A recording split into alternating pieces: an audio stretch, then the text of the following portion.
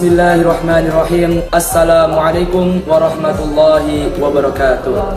Alhamdulillahi rabbil alamin. Arsala rasulahu bil huda wa dinil haq liyudhhirahu ala dini kullihi wa kafa billahi shahida.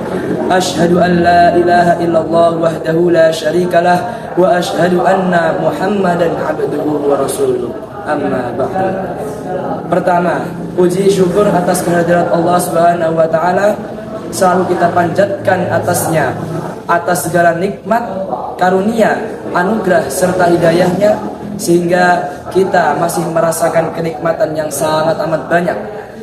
Saking banyaknya nikmat yang kita rasakan, kita hanya bisa bersyukur dengan hanya satu kata, yakni Alhamdulillahirabbil alamin.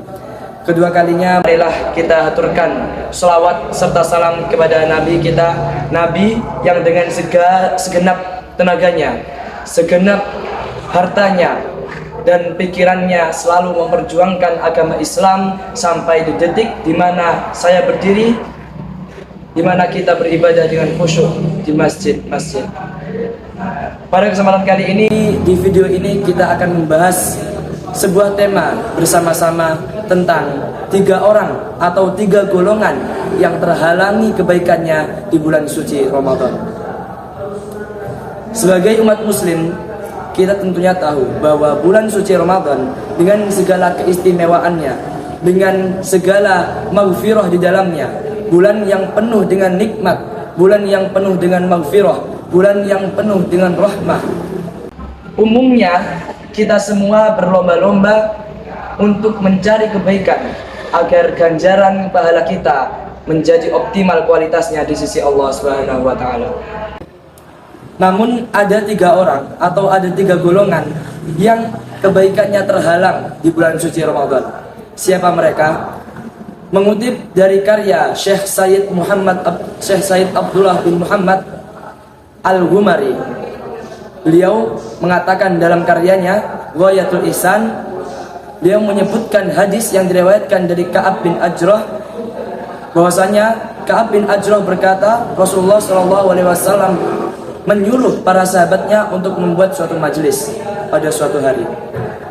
Ketika majelis sudah terbuat, Rasulullah pun datang untuk menaiki mimbar. Di anak tangga pertama Rasulullah naik, beliau mengucapkan amin. Di anak tangga kedua, beliau juga mengucapkan amin. Di anak tangga ketiga, beliau juga mengucapkan amin. Para sahabat yang ada di majelis itu pun terheran-heran dengan apa yang dilakukan oleh Rasulullah.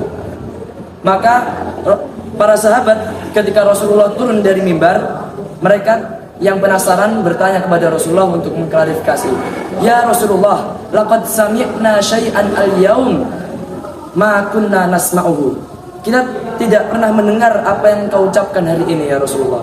Maka Rasulullah pun berkata bahwasanya ketika aku naik ke mimbar, ketika aku meranjakkan kakiku ke anak tangga pertama, Jibril datang kepadaku dan berkata, celaka, binasa, dilaknat orang yang bertemu dengan Ramadan namun ia tidak mendapat ampunan. Maka Rasulullah mendengar ucapan Jibril itu, beliau mengatakan amin. Kemudian ketika Rasulullah menaiki anak tangga kedua, Jibril berkata lagi, binasa, terlaknat, dilaknat orang yang mendengar namamu wahai Rasul namun ia tidak bersolawat kepadamu. Terus kemudian beliau berkata amin. Di anak tangga ketiga, beliau meranjakkan kakinya, Jibril berkata lagi, celaka orang yang masih diberi kesempatan oleh Allah untuk bersama kedua atau salah satu dari orang tuanya namun ia tidak memberikan hak-hak kepada orang tuanya. Ia tidak berusaha agar bagaimana orang tuanya masuk surga. Ia tidak memberi kebaikan-kebaikan kepada orang tuanya. Dari hadis ini kita tahu bahwa orang yang termasuk dari 3 golongan itu, dia terhalangi kebaikannya di bulan suci Ramadan. Yang pertama tadi, orang yang ketika bertemu bulan Ramadan ia tidak mendapat ampunan. Artinya adalah orang yang ketika di bulan suci Ramadan ia masih melakukan hal-hal kemaksiatan, padahal di bulan suci Ramadan, bulan yang penuh dengan keistimewaan, maghfirah, rahmah, hidayah, namun ia tetap melaksanakan kemaksiatan. Golongan yang kedua adalah orang yang ketika mendengar nama Rasul namun ia tidak mau bersolawat atasnya. Di riwayat lain dikatakan bahwa orang yang tidak mau bersolawat atas Rasul, maka ia termasuk orang yang pelit. Apalagi jika orang itu melakukan hal buruk itu di bulan suci Ramadan, maka dosa yang ia dapatkan akan dilipatkan pula oleh Allah Subhanahu wa taala. Di golongan yang ketiga, yakni orang yang tidak mau berbakti kepada orang tuanya. Pada dasarnya, orang yang tidak mau berbakti kepada orang tuanya, dia berdosa tidak hanya di bulan suci Ramadan. Namun, ketika ia belum tobat dan masih melakukan hal tersebut di dalam bulan suci Ramadan, maka ia terhalang kebaikan-kebaikannya.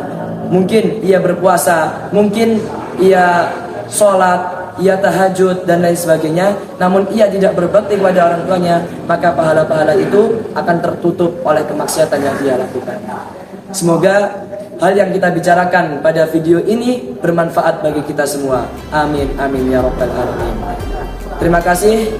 Sekian, wassalamualaikum warahmatullahi wabarakatuh.